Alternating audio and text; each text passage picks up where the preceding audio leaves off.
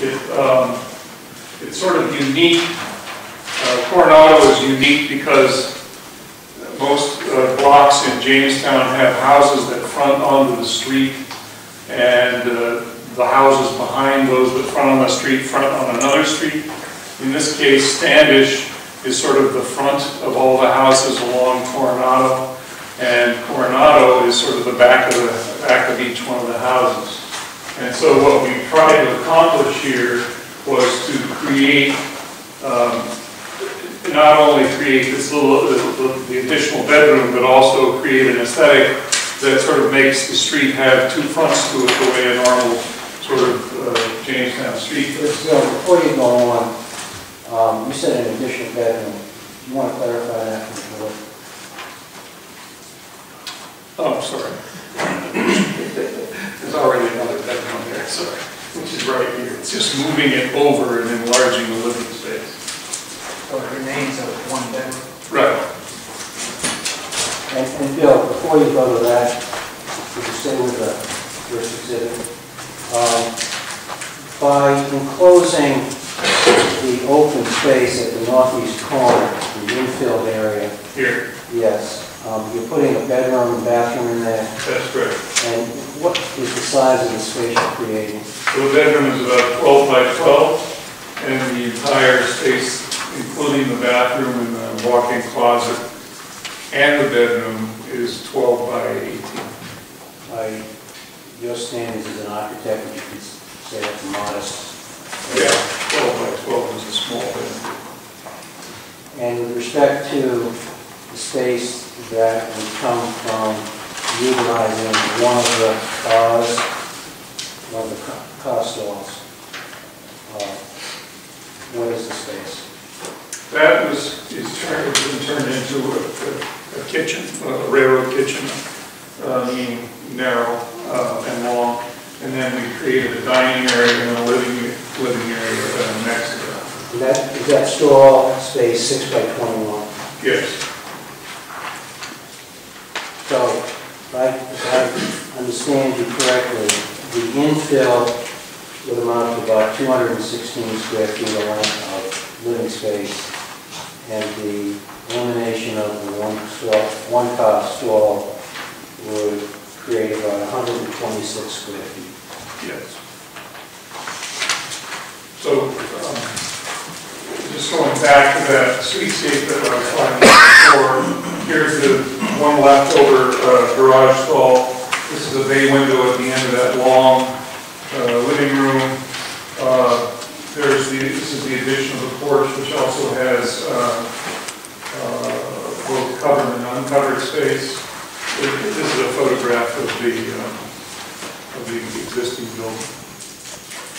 Could you just bring that a little bit closer to the board, or I'll show it to the board? The existing garage is sort of a classic garage, pretty uninteresting and pedestrian. I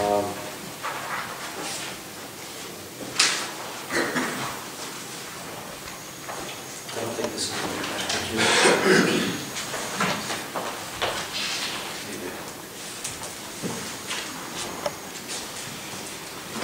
These are just the various elevations. This is the west elevation that fronts on Coronado Street.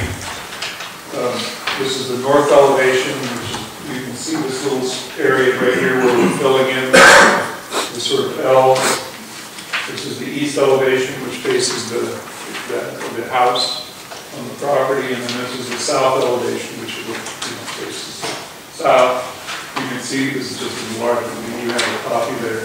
You can see that here's the garage bay, the railroad kitchen, the living room, dining room, and the master bedroom, or the bedroom that fits in that infill. And you made efforts to make this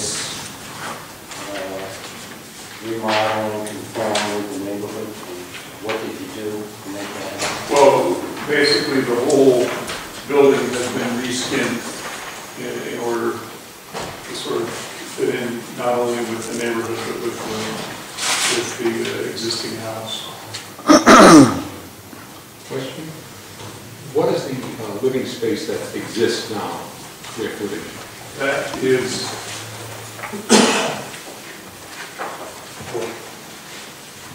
and it's, It is on here somewhere, I read it. 460 square feet. yeah. You changed to 690 square feet. Okay. And what exactly exists in there now? Right now, that's the existing living area. Yeah, I see a kitchen If you, or a bathroom, that's all I see is a bathroom. yeah, if you look at this existing floor plan, Right. there's a bedroom here at the one end, there's a bathroom, and there's the kitchen and the living room. And then there's the two-car garage. So we're basically gutting this entire length, putting a kitchen in that part of that bay, and then putting the bedroom over here.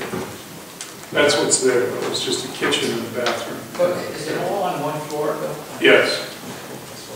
I have one further question to Fred. Since it's a through street, isn't the setback, I know it's pre-existing, but the setback should be 20 feet, not 10 feet? Oh, it should be 30, two fronts. Two fronts, but It's probably it's about basically- 20. Two fronts, Outbuilding is 20 feet minimum, still two fronts. so it should be 30 Yeah. feet. What is the purpose of the current apartment? What's it being used for and why do you need to enlarge it? Well, maybe that's better for the, I'm going to call the owner to answer that question. The purpose was to provide housing, but it goes back before my time, and I lived right next door for 62 years. So it's always had a tenant. But I guess my question is the tenant a relative or are they renting this space or what? Presently or in the past? Presently. Presently, there's a tenant who's renting the space. And that, I can tell you that goes back for many years, but in my childhood, it was used for the family of the main house, the spillover who came to visit the son. Is the northeast corner not there at the moment at all? There's no foundation? You're seeking to expand the space? well, actually, there's a small deck and a set of stairs there. But there's not a building? There's not a foundation in that element. We Okay. would be building this foundation. Which raises a legal question for me, whether 82703 absolutely, unequivocally prohibits you coming before us to expand this building. I view it that you cannot, as a matter of law. You have to talk to my mouthpiece on that. That this building cannot be expanded, that we are prohibited from hearing that portion of the application. I thought that you could grant variance from any provision of the ordinance. I don't see how 8273 gives us that right, except 82703. That's why we're here, because I thought you had the power to vary any term in the ordinance.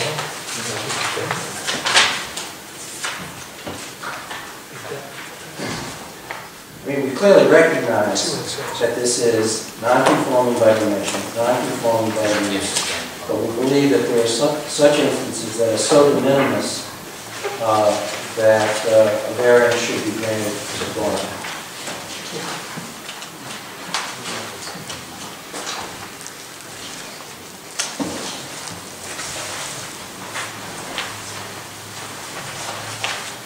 In essence, you'd be seeking a use variance. I don't know if it's a use variance. That's for someone higher up to answer. But I believe, I don't know, it's, the building has a pre-existing use, legally created, predates zoning. It's non-conforming by dimension.